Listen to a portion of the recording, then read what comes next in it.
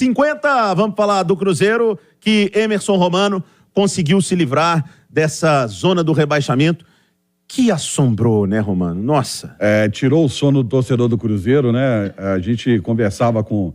Eu tenho vários amigos cruzeirenses e aí conversava com eles e... Poxa, mas será? Aliás, a primeira pergunta que me foi feita... É engraçado isso. A primeira pergunta que me foi feita quando eu voltei do Chile, teve uma pessoa que virou para mim e falou assim: trabalha conosco. Você acha que cai? Eu falei, rapaz, calma. E primeiro deixa eu me situar, né? Eu estava assustado, porque quando eu saí, o Cruzeiro estava na intermediária, nessa posição que ele está aí, mais ou menos, agora no campeonato, e eu voltei, ele estava brigando lá dentro da zona de rebaixamento. Eu falei, calma, ainda tem rodadas para acontecer, ainda tem confrontos aí importantes, aí a gente olhando a tabela, e se eu não me engano, foi ontem, eu conversava com o Felipe Drummond aqui na redação. Eu falei assim, Felipe, o Cruzeiro não cai. Ele, será? Não cai. O Cruzeiro não cai. Porque, primeiro, o Cruzeiro, além de ter dado uma melhorada no futebol e conseguido empates importantes, o Cruzeiro, por exemplo, ontem enfrentou um adversário que está muito mal no campeonato, muito pressionado, e o Cruzeiro tinha chance de explorar isso. Contra o Goiás, por exemplo, o Cruzeiro foi superior, muito superior ao Goiás. Os 30 primeiros minutos não foi um massacre. Contra o Atlético Paranaense, o Cruzeiro teve chance de ganhar o jogo, chance de sair vencedor. Então, assim, analisando o momento das outras equipes que brigavam com ele ali, eu, por exemplo, por isso até falei com ele, falei assim, o Cruzeiro não vai cair. Justamente por isso. A evolução que o Cruzeiro apresentou, que não é uma grande evolução, mas apresentou a evolução diante daqueles postulantes ali, ou não sei se é postulantes, mas que brigavam com ele ali pela degola. Então, assim, dá um alívio gigantesco e acho que ficou uma lição e tomara, né, que a SAF do Cruzeiro tenha aprendido essa lição pro ano que vem. Odu, qual o tamanho do Paulo Autuori nessa fuga do rebaixamento? O mesmo do Fernando Seabra. Exatamente. Eu acho que a gente precisa começar a dividir os méritos dessa reta final entre Autuori e Seabra. Porque eu acho que o Autuori foi muito importante em termos disciplinares. Concordo. Comando, agora, taticamente, é o Seabra. O técnico do Cruzeiro, treinador, dia a dia, campo, é o Fernando Seabra. E muito pouco se fala do Seabra e fala-se muito no Paulo Autuori. Não que o Paulo Autuori não mereça, mas é que o Seabra merece também. O futebol, ele não é só de disciplina e de incentivo. Ele tem muito tático e o Cruzeiro melhorou. Até o jogo contra o Coritiba, a gente falava no Cruzeiro sendo o pior entre os times que estavam brigando para não cair. É verdade. De lá para cá, o Cruzeiro passou a ser o melhor. Nas últimas 10 rodadas, o Cruzeiro tem a 6ª campanha do campeonato. Isso tem muito do Fernando Seabra, porque eu acredito muito no trabalho do campo. O trabalho tático, a ideia do treinador. É um Cruzeiro hoje, em termos de desempenho, muito mais semelhante àquele do Pepa. E eu acho que muito em função do Fernando Seabra. Eu estou falando isso pedindo que o Fernando Seabra seja efetivado? Não.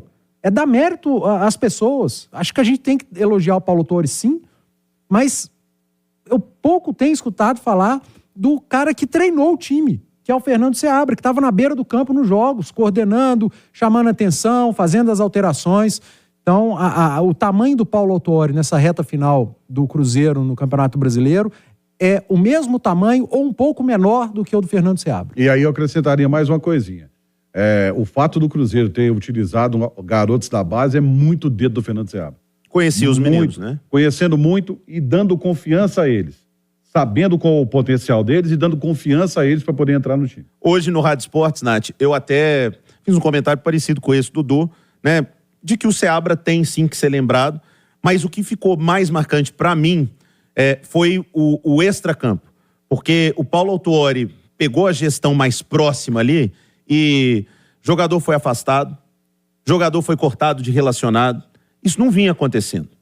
O Wesley ficou de fora de um jogo, o Papagaio ficou de fora de outro. Então eu acho que o Paulo Autuori trouxe ali, e sem tirar nenhum mérito, que eu assino embaixo que disse o Du sobre o Seabra, o trabalho de campo foi bem feito, mas eu acho que o Paulo Autuori trouxe um tamanho de Cruzeiro para ele, sabe? Eu acho que o Paulo Autuori chegou e falou, talvez vocês estejam um pouco dispersos aqui, nós estamos falando de um dos maiores clubes do Brasil, da América do Sul, um clube conhecido mundialmente, então aqui dentro não se trata rebaixamento com normalidade. Então eu acho que o Autuori deu esse peso, sabe? Peso que eu não via no Zé Ricardo.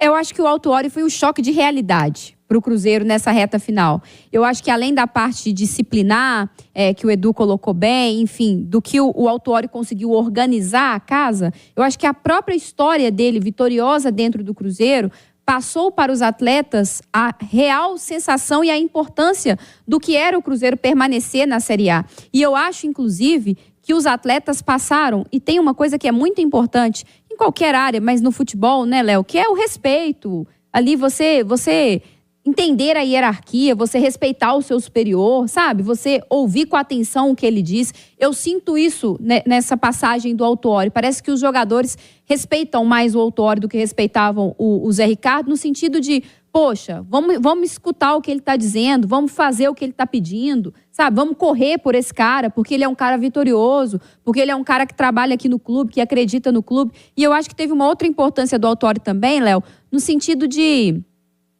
trazer uma confiança que já estava perdida, sabe? Você vai se recordar, o Edu e o Romano também, aquela primeira coletiva do Autuori foi tratada até com um teor meio cômico por muita gente, né?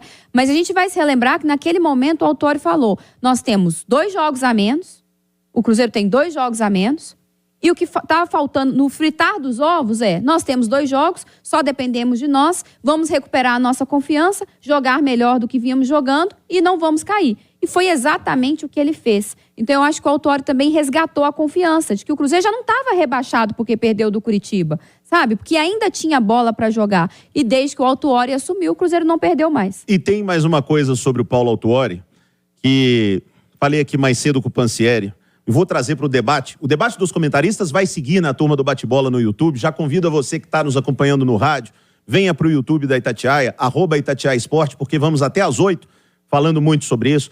Mas o Paulo Autuori, parem e pensem aqui comigo. O Ronaldo estava lá em Abu Dhabi. O Paulo André, o Elias, são jogadores com muito mais ligação ao Corinthians do que ao Cruzeiro. O D'Alessandro é a cara de qual time? Do Internacional. O Paulo Autuori é um treinador campeão de Libertadores com o Cruzeiro. Então eu acho que o Autuori entende mais de Cruzeiro do que a grande maioria ali. E outra coisa, né?